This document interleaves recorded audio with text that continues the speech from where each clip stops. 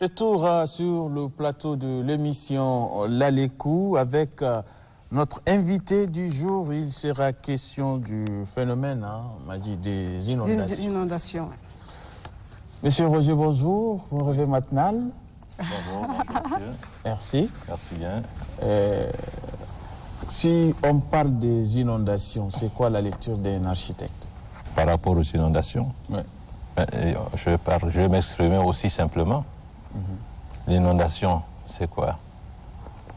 Que ce soit pour l'architecte ou bien tout citoyen, c'est quand on se sent envahi par l'eau après les chutes, donc les gouttes de pluie, aussi simplement définies, et que ces eaux tombées ne trouvent pas une bonne évacuation, un bon passage.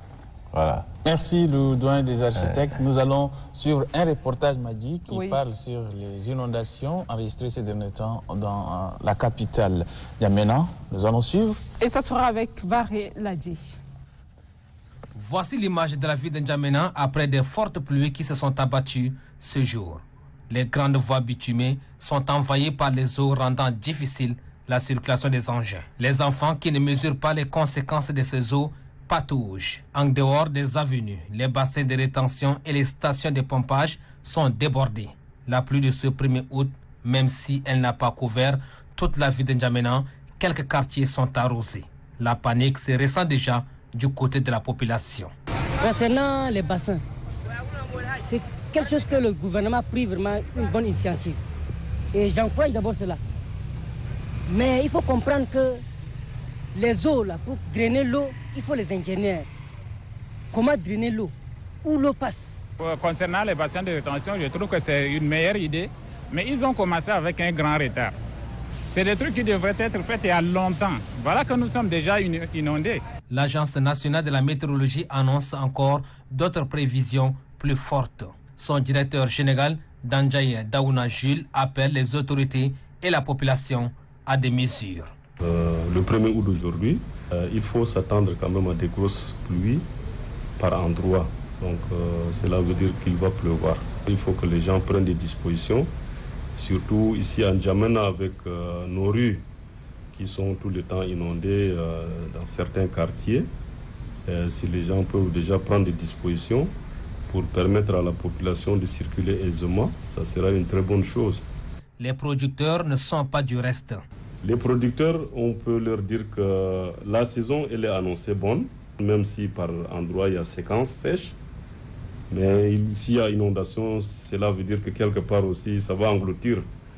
Mais nous, on pense que ça va aller. L'ANAM conseille par conséquent à la population de suivre les mises à jour qui seront faites en adéquation avec la direction des ressources en eau et le centre climatique régional.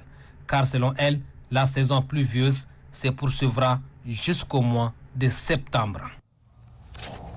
Merci à Varé Ladi pour ce beau reportage. Vous êtes architecte, on va dire le doyen des architectes, Monsieur Bouriata. Alors, dites-nous quelles sont les causes des inondations. Je pense qu'il faudrait situer les choses et je crois que c'est l'occasion pour moi de le dire.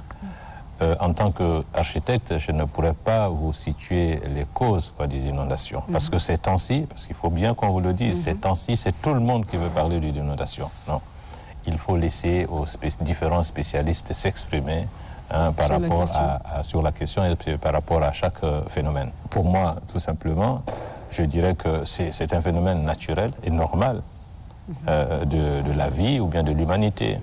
Il y a toujours eu de l'inondation depuis que le monde est monde. Donc c'est un cycle, tout simplement, de la nature. Aussi simplement exprimé. C'est pas dramatique. Non, du tout. Mais on peut quand même gérer, parce que s'il y a un souci, surtout que l'eau ne peut pas vraiment s'évacuer, il y a un souci. Oui. Le souci, les causes de l'inondation, je ne m'exprimerai pas ainsi, mais pourquoi l'homme subit? Oui. Il y a eu toujours l'inondation. Quand on remonte dans l'histoire, notre pays, le Tchad, faisait partie donc d'une mer paléolithique. Donc la terre a commencé d'abord par être l'ensemble des eaux. Donc le phénomène d'inondation est tout à fait naturel. Mais c'est quand l'homme maintenant subit. Non, l'homme s'installe. Oui. Hein, et il y a l'effet de la démographie, et l'homme s'installe, et en s'installant, peut-être qu'il ne regarde pas en arrière, il ne regarde pas suffisamment en arrière, et il n'essaie pas de voir un peu plus loin non plus. Ça fait partie des causes. Donc, c'est pourquoi il subit les effets de la nature. Oui. Mais si on considère les deux visions, on subirait moins, parce qu'on prendrait donc des dispositions nécessaires. Voilà, c'est comme ça qu'on pourrait peut-être faire très brièvement cette analyse. À votre avis, quelles sont les dispositions qu'on peut prendre? Les dispositions, il y en a plusieurs. Il y a une vingtaine d'années, nous avions étudié cette ville avec des partenaires franco-tunisiens. Je parle donc de 1996. Nous avions eu un marché financé par la Banque mondiale et qui consistait à étudier les 4 principales villes du Tchad, c'est-à-dire Abéché, Sar et Moundou. Pourquoi les 3 autres villes ne se plaignent pas autant que N'Djamena? Donc, nous avons fait ce projet, premier projet urbain. En 80, ça a été approuvé, et en 97, l'AFD a pris la suite de ce que la Banque mondiale avait financé. Parce que sur la base donc de ces études, ils ont eu maintenant à financer l'assainissement des villes de Moundou, de Sar et puis d'Abéché. Et accessoirement, le nord-est de N'Djamena. Donc je dispose ici les documents, et c'est dont on parle. Vous voyez donc tous ces phénomènes, tous les projets de bassins de rétention qui sont programmés et tout ça. Donc ça veut dire qu'il y a eu des études, donc il y a des dispositions qui ont été prises. Le cas de N'Djamena est spécifique parce qu'il y a non-respect des textes et non-application des multiples études qui ont été réalisées. Quand vous prenez par exemple SAR, 97-98 ou bien Moundou, c'est le même financement. Et là, des études ont été menées, les ouvrages sont exécutés, et je crois qu'il y a un peu moins de plaintes par rapport à N'Djamena. Donc il faut chercher des raisons par rapport peut-être à la gouvernance urbaine spécifique à la ville de N'Djamena. Mais vous venez de parler de changement climatique. Qu'est-ce qu'il faut d'urgence pour la capitale? Non. Parce que là, il faut s'attendre à des grosses Le vrai problème de N'Djamena, c'est un problème de manque de confiance, tous azimuts. Je m'exprimerai comme ça. C'est-à-dire? Manque de confiance. Je suis tchadien, n'est-ce pas? J'espère. Oui. Ouais. Accepteriez-vous que vous, dans votre propre pays, que ce soit d'autres personnes qui viennent, comment dirais-je, montrer à vos propres compatriotes que vous pourriez leur rendre service? Je vous pose la question, je vous renvoie la balle. Oui. Oui, c'est-à-dire que nous ne faisons pas confiance aux expertises, aux expertises nationales. Ça, c'est un. Oui. Et accumuler, mais ça va donner ce que ça peut donner, c'est tout. Et il y a aussi un problème qu'il faut souligner ici à N'Djamena. Il y avait une institution qui s'appelait ATTIP, Agence tchadienne d'exécution des travaux d'intérêt public.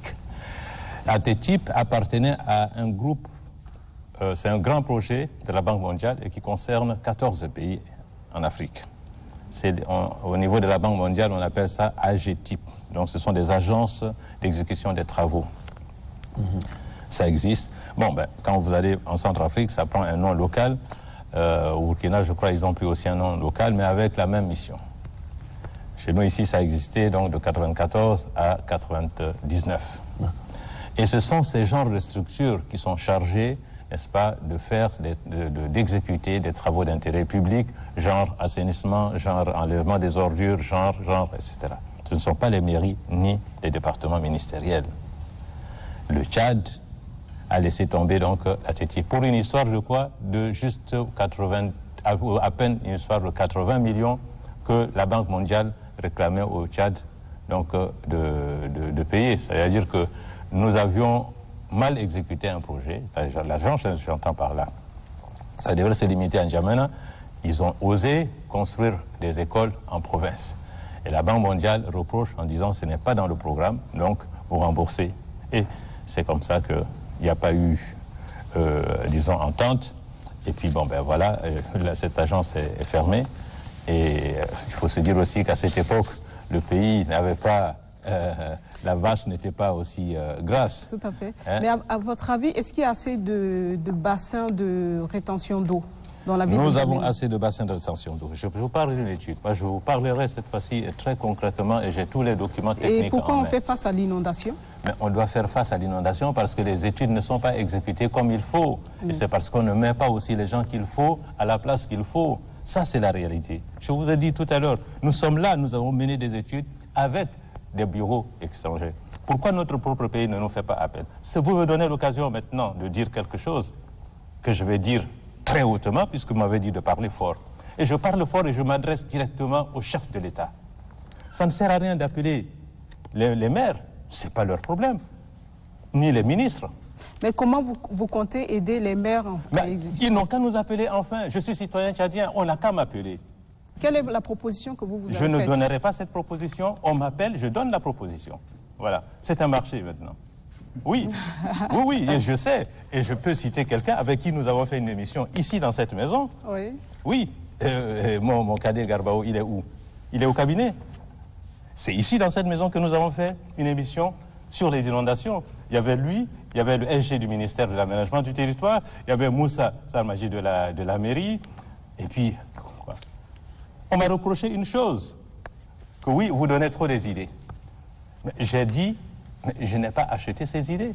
Je suis citoyen, je suis technicien, je fais des propositions. Celui qui veut prendre, il n'a qu'à prendre. Celui qui ne prend pas, ben, ce n'est pas mon problème. Voilà. Alors, donc, non, allons droit au but. Je pense que vous avez donné l'occasion. Il faudra qu'on se dise la vérité. Justement, on a donc, quelques cette minutes, vérité-là, juste quelques en tant que citoyen tchadien et technicien, au lieu d'appeler les maires, appelez-nous, on va vous donner des solutions. Et je lance donc la balle du côté donc, de la présidence. Aussi bien le secrétariat général de la présidence que le cabinet. Voilà, j'ai tout dit là. Et j'attends la réponse. Merci beaucoup, Monsieur Boriata, d'être venu sur ce plateau.